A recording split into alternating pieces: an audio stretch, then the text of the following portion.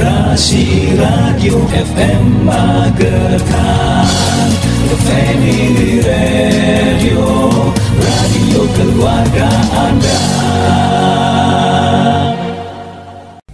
Rasi Radio inspiratif dan informatif. Assalamualaikum warahmatullahi wabarakatuh. Halo, selamat sore, apa kabar Anda?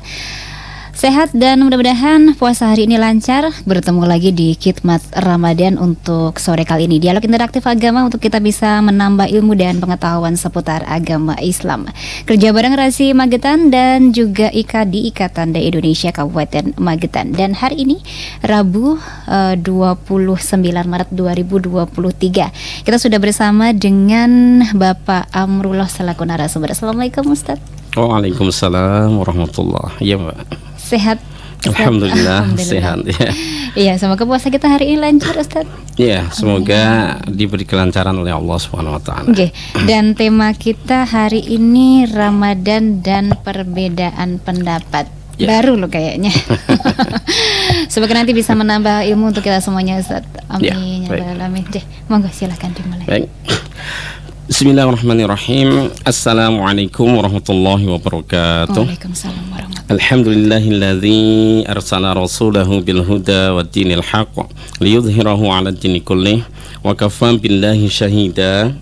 Asyhadu an la ilaha illallah wahdahu la syarika lah wa asyhadu anna Muhammadan 'abduhu wa rasuluh alladzi la nabiyya ba'dah. Fa innal khairal haditsi kitabullah wa khairul hadi hadi Muhammadin sallallahu alaihi wasallam wa syarrul umur muhdatsatuha. Faqala Allah ta'ala fil Qur'anil Karim, a'udzu billahi minasyaitonir rajim, ya ayyuhalladzina amanu taqullaha wa qulu qawlan sadida yuslih lakum a'malakum wa yaghfir lakum dzunubakum wa man yuti'illaha wa rasulahu faqad faza fawzan 'azima. Baik. Alhamdulillah, tentunya segala puji bagi Allah Subhanahu wa taala. Sahabat Rasi dan juga yang ada di studio Mbak Maya, kita bersyukur dipertemukan kembali oleh Allah Subhanahu wa taala dengan Ramadan pada tahun ini ya. Karena ini tentunya adalah sesuatu yang luar biasa tentunya bagi kita semuanya yang memiliki keimanan. Karena memang Ramadan sangat spesial sekali buat orang-orang yang beriman. Ramadan dikatakan sebagai bulan ampunan, Ramadan sebagai bulan dilipat gandakannya amal. Ramadan begitu banyak fadilah dan keutamaannya. Dan akhir-akhirnya Ramadan adalah merupakan satu bentuk tempat untuk itkun minan nar, dijauhkan dari neraka. Wabil khusus tentunya semuanya kita berharap yang menjadi sahabat pendengar Radio Rasi yang terkasih, yang tercinta, yang semoga Allah SWT senantiasa memberikan rahmah dan hidayahnya. Kelak ketika kita meninggalkan Ramadan bisa diampuni oleh Allah Subhanahu wa taala, dikatakan oleh Rasulullah kayaumin ulidathu ummuh, seperti seorang bayi yang terlahir dari ibunda, artinya sudah bersih dari noda, bersih suci dari kesalahan dan dosa. Bukan berarti sombong, tidak, tetapi semuanya dikembalikan itu adalah merupakan salah satu berkah dan fadilah dari Ramadan itu sendiri. Jadi orang beriman tentu sangat berharap sekali akan hal ini, akan kedatangan Ramadan. Dan setelah disampaikan umurnya pada Ramadan, tentunya akan memfungsikan waktu-waktunya dengan sebaik-baiknya. Termasuk kita salah satunya adalah senantiasa mengajak pada diri kita masing-masing dan juga menyerukan kepada saudara-saudara seiman tentunya untuk hal ini, supaya memperhatikan waktu-waktu yang ada di dalam Ramadan ini yang dikatakan syahrun mubarak ya, bulan yang penuh keberkahan. Kemudian terkait dengan tema pada hari ini, ikhwati fillah rahimakumullah, memang saya angkat Ramadan dan perbedaan pendapat ya. Dalam artian saya mengunci kata Ramadan dan perbedaan pendapat, berarti perbedaan pendapat yang memang di sekitar Ramadan ya. Jangan meluas kemana-mana nanti terlalu jauh ya, tentunya seperti itu. Nah, ini dimulai kalau kita lihat ya, ini data empirik saja, secara empiris maksudnya secara yang kita alami ketika mau masuk bulan Ramadan gitu sudah mulai ada biasanya dalam hal penentuan menetapkan hari pertama tentang masuknya bulan Ramadan itu, apakah itu yang berbasis dengan hisab ya, dengan wujudul hilal, ataupun yang dengan berbasis dengan hisab plus ru'yatnya, kan seperti itu ya. Itu sudah ada perbedaan yang artinya itu tentu menambah satu khazanah baru di dalam hal bab perbedaan ya. Jadi perbedaan bukan satu hal yang baru sebetulnya.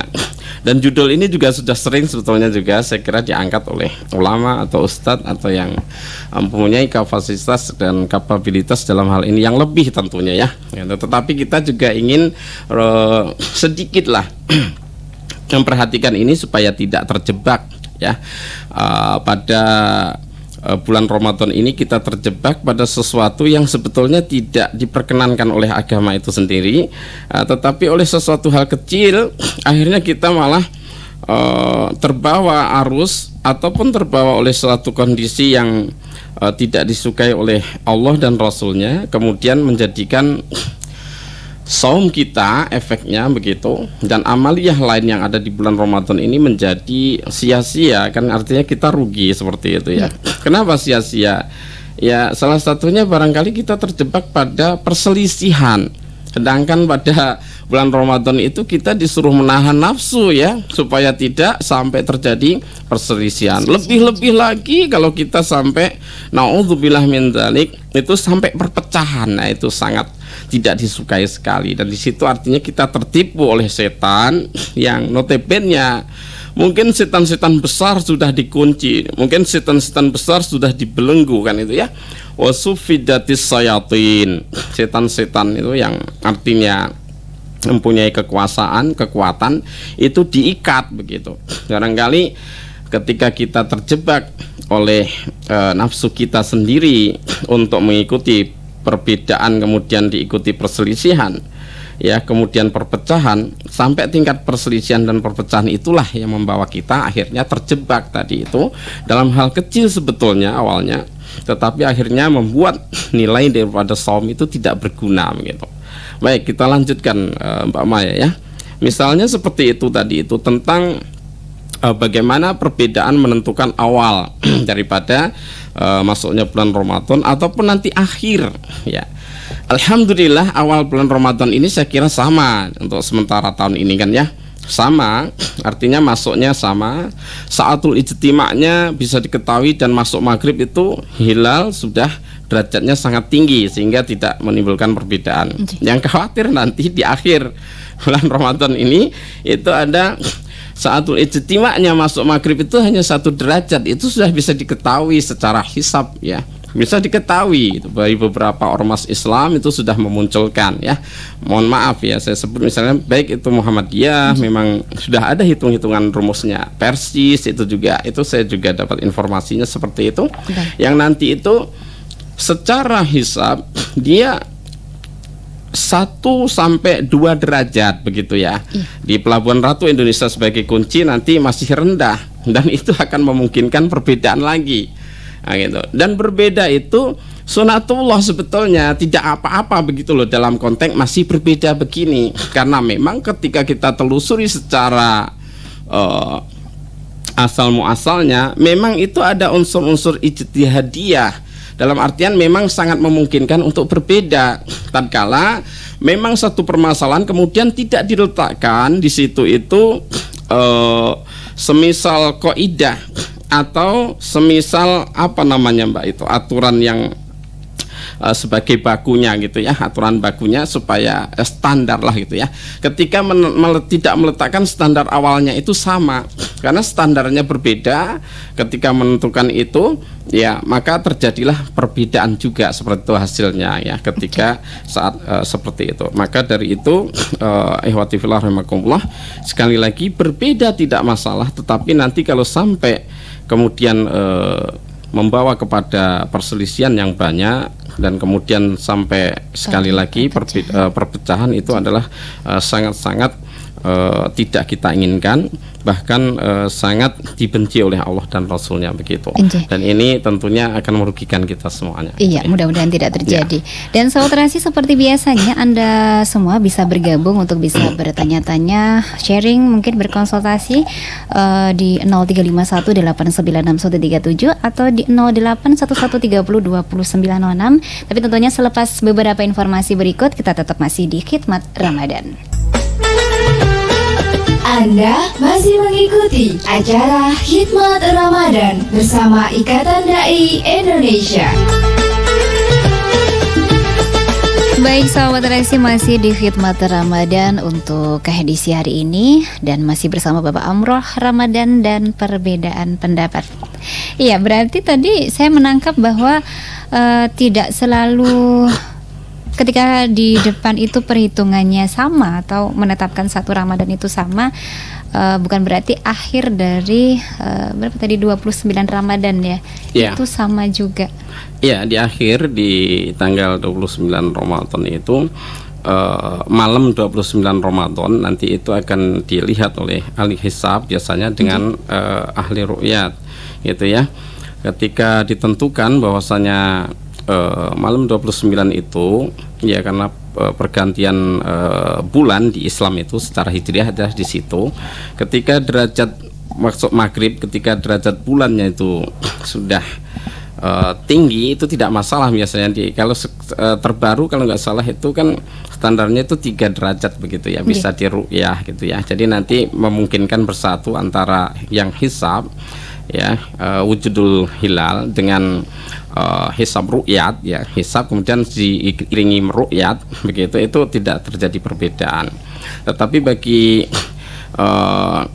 waktu yang tatkala itu ketika masuk maghrib itu derajat bulannya di bawah 3 itu ya, itu sangat sulit dilihat dengan ru'yat secara langsung melihat bulan hilalnya saat itu, tentu akan digenapkan harinya dari 29 menjadi 30 karena memang belum bisa diru'yatkan seperti itu. Ya, itu salah satu bentuk perbedaan di awal tadi saya katakan. Dan bagi yang wujudul hilal kan standarnya tidak harus melihat dengan mata tetapi melihat dengan hitungan sudah bisa gitu ya. Itu salah satu kasus Mbak ya, di dalam sekitar perbedaan-perbedaan di bulan Ramadan. Itu kasus baru saja. Kalau dulu kan dipegang oleh pemerintah ya secara sepenuhnya sehingga bisa dibersamakan kan gitu ya. Tetapi pemerintah juga menghormati tentunya ormas-ormas yang mempunyai kapasitas dan kapabilitas untuk menentukan ya. Ya ini dengan teori hisab tadi kan gitu ya. Seperti itu memang. Pendapat ya lain gitu. Gitu ya. Yang menjadi perhatian kita kan itu hal-hal baru di hal perbedaan pendapat seputar Ramadan ya. Sedangkan dulu itu ya kaum salaf, artinya orang-orang yang terdahulu dari umat Islam sudah biasa sebetulnya, bahkan di zaman Rasulullah SAW itu sudah banyak terjadi perbedaan. Yang terpenting adalah akibat dari perbedaan itu sebetulnya yang akhirnya membawa satu bentuk sikap ya, atau istilahnya pendapat itu akhirnya membawa kepada perilaku-perilaku dalam kehidupan ini yang nantinya bisa menyentuh pada unsur persatuan. Itu yang sudah, kalau sudah menyentuh unsur persatuan di situ sudah harus kita betul-betul berhati-hati sekali. Kemudian sebisa mungkin itu harus menguasai namanya adab-adab di dalam perbedaan gitu ya. Jadi di dalam Islam itu sungguh sebetulnya sangat sempurna sekali ya. Dalam perbedaan itu ada adab-adab gitu ya, ada akhlak-akhlak atau etika-etika yang harus diketahui sehingga nanti ketika menghadapi suatu perbedaan itu biasa-biasa saja, dalam artian tidak sampai membawa perselisihan dan perpecahan. Ini satu contoh saya bawakan ya di dalam hadis Rasulullah SAW itu ya. Anas bin Malik qala kunna nusafiru ma'an Nabi sallallahu alaihi wasallam falam ya'ibis sha'im 'alal muftir walal muftiru 'alas sha'im. Ini rawahu Muslim ya, tentunya sahih, hadis yang bisa dipertanggungjawabkan secara matan maupun sanadnya dari Anas bin Malik. Beliau berkata, kemudian menceritakan kunna adalah kami, nusafiru itu kami bermusafir ya, sedang melaksanakan safar ya, bepergian ma'an Nabi sallallahu alaihi wasallam, bersama Nabi sallallahu alaihi wasallam. Jadi Nabi berada di antara mereka. Falam ya'ibis shaim ya alal muftir. Orang yang shaim waktu itu dalam posisi safar, berarti ini kondisinya bulan Ramadan begitu. Orang-orang yang tetap melaksanakan saum di antara orang yang safar tadi tidak mencela kepada orang-orang yang membatalkan diri, karena memang bagi musafir itu kan dapat rukhsah ya, keringanan untuk bisa tidak saum, kemudian nanti mengganti di hari-hari yang lain seperti itu. Kemudian walal muftiru 'alas shaim, demikian juga orang yang berbuka ya, tidak saum, tidak mencela, tidak menghina orang-orang yang saum gitu, saling membiarkan begitu. Jadi itu masing-masing pada posisinya paham gitu loh. Ya, dia boleh karena memang dapat rukhsah tidak saum. Orang yang tidak saum mengatakan namanya juga rukhsah, boleh diambil, boleh juga tidak, silakan aja. Kalau masih merasa dirinya kuat saum, nggak apa-apa, nggak masalah gitu. Ya itu kurang lebih seperti itu ya. Sebelum kita lanjutkan, ada yang ingin bergabung, coba kita gitu. angkat dulu. Oke, silahkan. Halo, assalamualaikum. Halo, warahmatullahi wabarakatuh. Waalaikumsalam. Pak Warno, monggo silahkan. Iya, Pak Warno. Iya, Ustaz masih ingat ya? Alhamdulillah Pak Warno, masih ingat. Iya, ini kemungkinan besar nanti awal Syawal itu kan berbeda. Iya. Kemudian bagaimana kalau kita ini nanti, itu nanti katanya nanti akan ada gerhana matahari juga. Tanggal 20 April itu. Malah informasinya belum saya dapat yang gerhananya. Ada Ustaz. Oh gitu ya, nanti coba kita cek. Apa itu dong? Kalau kita 29 hari, kemudian mengikuti sholatnya itu pada mengikuti sholatnya pemerintah itu gimana ya? Kita puasa 29, tapi mengikuti untuk sholat idnya itu pada tanggal apa yang 30 hari itu ya. Gimana hukumnya itu boleh apa enggak ya, bisa dipahami insyaallah ya. Assalamualaikum warahmatullahi wabarakatuh. Baik. Assalamualaikum warahmatullahi wabarakatuh. Terima kasih Pak Warno. Ya, monggo. Ya, baik Pak Warno ya, bisa dipahami insyaallah ya. Jadi ketika kita di ujung nanti misalnya ini kasusnya tadi seperti Idul Fitri itu berbeda, ada yang 29 hari saumnya sehingga hari ke-30 sudah hari raya, ada yang 30 hari saumnya kemudian baru berikutnya hari Syawal besoknya, seperti itu ya. Dan kemungkinan yang tahun ini juga akan terjadi seperti itu kemungkinan ya. Ya ini insya Allah gitu, dalam artian kita secara ilmu, secara pendeteksian ilmu seperti itu ya. Nah, kemudian yang menjadi perhatian kita bagaimana kasusnya ya, termasuk yang disampaikan oleh Pak Warno tadi, bagaimana ya saya saumnya ikut yang 29, terus kemudian sholatnya ikut di pemerintah yang saumnya 30 hari misalnya begitu ya. Gitu, bagaimana hukumnya? Begini, kita dudukkan dulu permasalahannya. Jadi ini masalah ijtihadi. Ijtihadi itu pada prinsipnya tidak boleh mencari titik tengah ya. Dalam artian ketika opsinya hanya dua, apakah 29 atau 30, kita nggak boleh mencampur adukkan dua opsi tadi yang masing-masing punya panjatan atau titik tolak ijtihadnya ya. Sehingga kalau kita mengikuti seperti tadi misalnya, itu di satu sisi kita setengah hisab dengan wujud hilal gitu ya, 29 selesai. Tetapi setengahnya ikut pemerintah karena sholatnya ngikut yang 30 tadi, saumnya kan gitu, seperti itu. Ini justru semakin jauh sebetulnya ya dari yang diharapkan. Begini di dalam fikih ya itu ya. Ya memang ya, al ijtihadu la yuzalu bil ijtihad, bahwa ijtihad itu memang tidak bisa menghapuskan ijtihad ya, sampai betul-betul ijtihad yang satu memang lebih kuat kan gitu ya, secara pendalilan, secara data dan lain sebagainya, fakta begitu ya, dan itu dukungan dan sebagainya seperti itu gitu ya. Tapi dalam posisi ini kita anggap aja memang 50-50 ya ijtihad itu ya poinnya gitu, sehingga kalau kita menentukan, oh saya ikut misalnya ya, maaf ya, misalnya ini saya ikut yang 29 hari selesai saumnya, jadi hari besoknya sudah Syawal begitu, pegang yang itu, jangan melihat ke yang lain begitu loh. Jadi satu ijtihad aja yang kita ambil begitu. Dia nggak boleh memadukan dua ijtihad jadi satu, nanti tambah salah kaprah begitu. Yang di masyarakat terjadi seperti itu karena memang kaget dan bingung ketika mungkin ketika di situ nggak ada teman untuk melakukan sholat id, karena yang di situ rata-rata memegang yang 30 saumnya kan gitu ya, nggak ada teman, saya kemana, ke sana jauh sekali sebagainya gitu ya. Sholat id sendiri nggak ada contoh kan itu ya, nggak melaksanakan sholat id ya nggak apa-apa sebetulnya kan, kalau itu hanya sunnah saja kan sebetulnya gitu ya, bukan berarti nunggu sholatnya saudara kita yang kemudian ikut, itu nanti justru semakin jauh. Kalau mau ya hanya datang saja mendengarkan khotbahnya nggak masalah kan ya, nasihat-nasihat. Tapi kalau ikut sholatnya nggak ada sholat di hari kedua dalam Syawalnya, nggak ada, tetap hari ke-1-nya kan begitu. Pernah Rasul agak telat ya, maaf itu pernah Rasul agak telat tapi siang sedikit, tidak sampai hari besoknya seperti tidak itu. Sampai berganti hari. Ya, tidak sampai berganti. Mungkin hari. ini Ustadz saya pernah mendengar bahwasanya kalau sudah mendengar takbir itu tidak diperbolehkan lagi untuk berpuasa. Mungkin itu. Gimana? Ya, bisa jadi itu dikompromikan. Artinya begini, takbirnya siapa kan gitu ya. Karena maaf di dalam sekarang ini yang masing-masing punya mengklaim punya sebuah kekuatan untuk berijtihad gitu ya.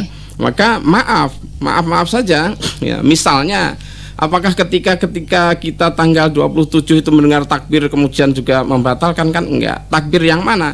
Takbir bagi yang menentukan ijtihadnya tadi pakai 29 hari saum, maka ketika kita mengikuti itu berarti kita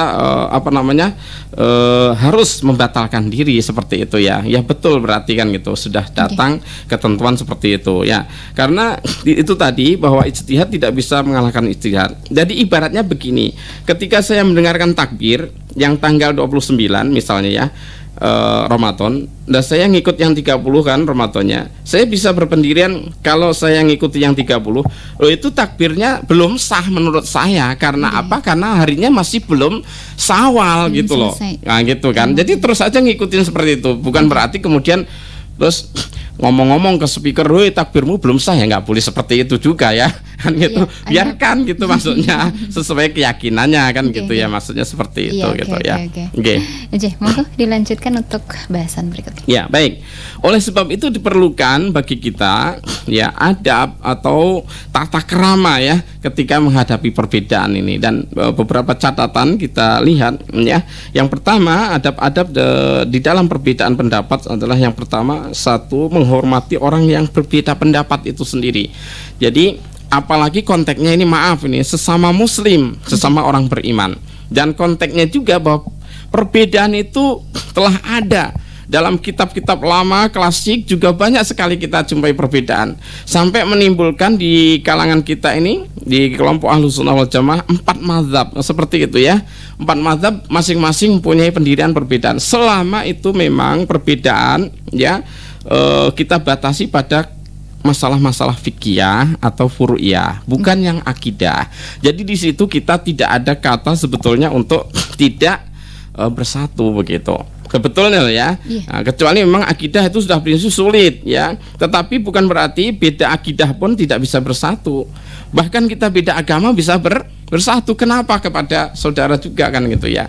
Nah, gitu tidak diusahakan untuk wa'tasimu bihablillahi jami'a, untuk selalu berpegang dengan tali Allah ya di dalam berjamaah begitu. Nah, maksud kita ini orang-orang awam, orang-orang yang di bawah ya, yang kecil, yang kadang selalu bingung gitu. Harapannya memang para tokoh-tokoh agama, ulama dan juga dari umaro pemerintah itu bisa memposisikan. Kenapa dulu juga nggak masalah kan ketika disatukan ijtihad itu kan, diambil salah satu, dimenangkan salah satu nggak masalah. Malah adem ayem enak begitu ya. Iya. Tetapi kalau sekarang memang saatnya harus ada perbedaan pun, kita yang kecil ini diberi edukasi gitu, diberi pembelajaran dan pengertian supaya bisa menerima dengan baik. Belum lagi maaf ya, perbedaan yang lain yang ini tadi saya sebutkan yang terbaru. Yang lain apa? Semisal rakaat tarawih seperti itu ya. Kita lihat ada yang 11, ada yang 23. Caranya bertarawih ada yang 4-4-3. Padahal kalau kita cek secara merujuk kepada dalil, ternyata maaf, terlepas apakah itu nantinya memang dari mulai hasan sampai sahih yang bisa diamalkan semuanya, ya tentunya kita tidak boleh menyebelah dalam hal itu. Memang kita akui semuanya ada ternyata gitu loh, ada dalilnya. Dan memang artinya kalau kita pengen mencari hal-hal baiknya, nggak usah dipermasalahkan seperti itu. Baik. Gitu ya. Perbedaan itu diperbolehkan asalkan tidak menimbulkan perpecahan dan juga perselisihan. Jangan kemana-mana sahabat Terasi, kita masih di Khidmat Ramadan. Kita akan kembali setelah beberapa informasi berikut. Anda masih mengikuti acara Khidmat Ramadan bersama Ikatan Dai Indonesia. Baik, Sobat Terasi, di Magetan dan seputarnya masih di Khidmat Ramadan, tempat kita untuk berdialog interaktif agama dan juga menambah ilmu seputar agama Islam. Dan masih bersama Bapak Amrullah ya, di tema kita Ramadan dan perbedaan pendapat. Banyak sekali perbedaan pendapat ternyata di dalam Ramadan yang saya pikir sebenarnya tidak ada, tapi ternyata ada. Baiklah, mungkin bisa dilanjutkan. Ya, baik. Jadi setelah kita mengetahui adanya perbedaan-perbedaan pendapat, baik itu berdasarkan atau oleh ulama dan lain sebagainya, sesuatu halnya, maka kita harus membekali diri sekali lagi dengan beberapa hal yang mana itu akan membuat kita supaya tidak terlalu kaget atau tidak memunculkan reaksi-reaksi yang nantinya tentunya negatif dalam pandangan agama kita seperti itu ya. Karena pada kenyataannya sesungguhnya kita ini adalah umat yang satu begitu. Umat Islam ini umat yang satu, yang mana dikatakan adalah kalbunyan wahid begitu ya, seperti bangunan yang satu gitu ya. Jadi yang saling menguatkan gitu ya. Ya sutu ba'duhum ba'do begitu. Tentunya sebagian yang lain akan menguatkan sebagian yang lain. Berbeda sekali lagi, ternyata itu adalah satu itu manusiawi sekali ya. Itu.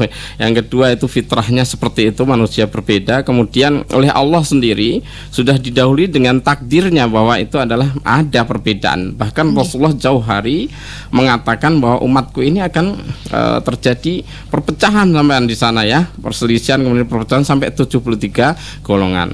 Ini adalah nubuat dari Rasulullah, tapi bukan berarti kita ngikutin dalam artian yang perpecahannya, karena di sisi lain perpecahan itu dilarang itu ya.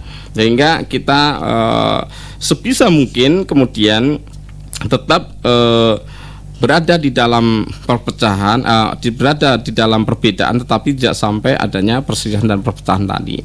Maka dibutuhkan bekal, ilmu pengetahuan, dan juga tadi itu yang pertama adalah membiasakan menghormati orang yang berbeda pendapat seperti itu ya. Kita biasakan, dan di Indonesia khususnya ini juga sangat diajarkan sekali ya untuk bisa bertoleransi dengan orang-orang yang berbeda dengan dirinya seperti itu ya. Bahkan kita mempunyai slogan Bhinneka Tunggal Ika kan seperti itu ya. Berbeda-beda tetapi tetap satu jua seperti itu. Mengapa kita sebagai orang yang beragama Islam tentunya yang pondasi kesatuan ini sangat-sangat ditekankan, tidak bisa mengambil ini kan gitu ya, seperti itu. Sekali lagi bahwasanya perbedaan itu kan tadi sebatas bukan perbedaan yang usul atau yang akidah ya, yang mendasar, tetapi hanya furu'iyah, fikih saja. Dalam artian itu tataran yang memang bisa berbeda. Ijtihadi dalam artian itu semata-mata karena kemampuan akal, landasannya seperti itu. Itu walaupun dalilnya bisa diambil, tetapi kan secara umum. Tetapi secara khusus ternyata membutuhkan penerjemahan atau membutuhkan kekuatan akal. Sehingga kekuatan akal masing-masing kita tentu akan berbeda di situ. Akhirnya bisa menimbulkan perbedaan. Maka toh demikian kita juga bisa melihat ulama-ulama terdahulu banyak berbeda tetapi tetap satu jua begitu. Contohnya ini ya, misalnya pendapat Imam Abu Hanifah yang beliau berkata, pendapat kamu benar ya, maaf, pendapat kami benar begitu kesimpulannya ya, tetapi memiliki kemungkinan salah, dan pendapat selain kami salah tetapi memiliki kemungkinan benar, seperti itu. Jadi artinya tidak mutlak, dalam artian tidak, maaf ini bahasa yang bisa kita pakai biasanya itu claim of the truth gitu ya, bahwasanya klaim kebenaran itu ada pada kami, itu secara mutlak tidak bisa. Kalau itu bentuknya adalah, maaf ini golongan, aliran kan gitu ya, mazhab, itu nggak bisa. Karena tadi itu rumusnya ijtihad itu tidak bisa dikalahkan dengan ijtihad yang lainnya gitu, selama belum bisa mendatangkan dalil yang lebih kuat dan yang lebih pasti begitu.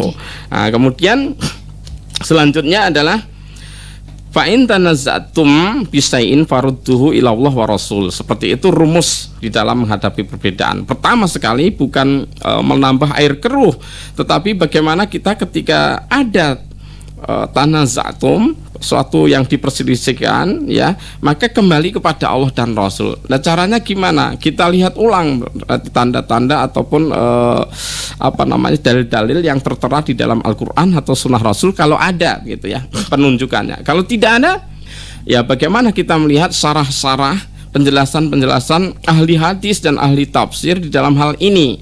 Ya, itu kalau tidak ada lagi, ya insya Allah di dalam Islam sudah komplit ya, insya Allah ada gitu ya. Hanya tadi bahwasannya tentu yang paling mendekati ya biasanya kita ambil kepada Al-Quran dan Sunnah setelah memang secara letterlek, secara tekstual tidak ada tercantum di dalam Al-Quran dan Sunnah. Tetapi bisa insya Allah secara ilmu, kemudian secara hikmah ya, kita bermunajat kepada Allah ketika mungkin dalam perselisihan itu bukan unsurnya mencari kemenangan tetapi mencari kebenaran, pasti Allah akan menunjukkan jalan tersebut, seperti itu. Nah, gitu. Mungkin bisa langsung ke kesimpulan, Ustaz. Baik. Jadi kesimpulannya khilaf atau perbedaan yang terjadi sekarang ini sama atau tidak jauh berbeda dengan khilaf, perbedaan yang terjadi di kalangan ulama salaf, ulama-ulama terdahulu. Terbukti itu sebetulnya hal-hal yang ada di dalam kitab-kitab klasik gitu ya. Kecuali satu tadi, penentuan hisab dan hilal, karena zaman semakin modern, hisab itu dulu tidak terlalu ya, tetapi rumusnya juga dari orang-orang terdahulu juga, tapi sangat jarang. Tetapi sekarang sudah sangat maju sekali ya, ditambah dengan perkembangan sains dan teknologi, tentunya itu akan membuat satu bentuk metode baru barangkali dalam penentuan ini, sehingga menimbulkan tadi itu ya ketentuan baru yang berbeda mungkin dengan ketentuan yang biasanya gitu ya. Tetapi sekali lagi itu bisa insya Allah dicarikan solusinya gitu ya. Sehingga kita harus mencontoh adab-adab ulama salaf dalam mensikapi perbedaan pendapat ini ya. Kita tidak boleh saling menyalahkan ya. Kaidah fikihnya sekali lagi al-ijtihadu la yuzalu bil ijtihad, bahwa ijtihad itu tidak bisa dikalahkan dengan ijtihad yang sama. Tidak ada pengingkaran dalam masalah-masalah ijtihadiyah gitu ya. Kemudian yang kedua, bahwa kesalahan dalam menetapkan persoalan yang seperti ini adalah diampuni oleh Allah. Jadi hal yang ijtihad itu akan diampuni oleh Allah. Mujtahid, orang yang menentukan suatu hukum dengan kekuatan akalnya ya, kemudian diinspirasi dengan Al-Quran dan Sunnah, itu kalau sudah menetapkan, semisal Imam Ahmad gitu ya, Imam Syafi'i, kemudian Imam Malik dan Imam Hanafi, ahli atau disebut dengan mujtahid, ketika menetapkan suatu masalah diketahui pada suatu harinya bertentangan dengan hadis, maka hal itu tidak salah beliaunya secara pribadi gitu loh. Ya, kenapa? Karena memang beliau sendiri ya jauh hari juga sudah mengatakan bahwa sesungguhnya pendapatku ini semata-mata pendapatku. Misalnya Ahmad, ya, Imam Ahmad itu berkata, ini pendapat Ahmad gitu dalam penyampaiannya kepada murid-muridnya secara pribadi. Ya memang sesuai dengan kemampuan ruh daripada Al-Quran dan Sunnah, tetapi yang diutamakan adalah kekuatan rasionya, ijtihadnya, akalnya gitu ya. Maka beliau berpesan, jika suatu hari nanti ditemukan hadis yang sahih, buanglah pendapatku, kemudian ambillah hadis itu, itulah mazhabku.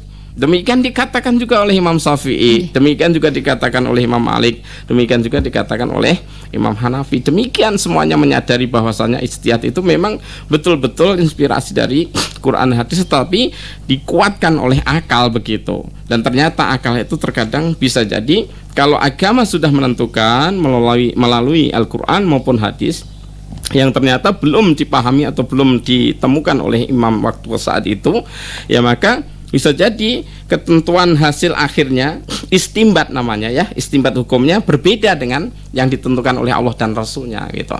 Ya, dengan kesadaran itu akhirnya mereka para imam ini juga memberikan wanti-wanti kalau nanti ada hadis yang kuat ditemukan, karena memang waktu itu masih bercecer ya hadis-hadis itu, buang pendapat saya.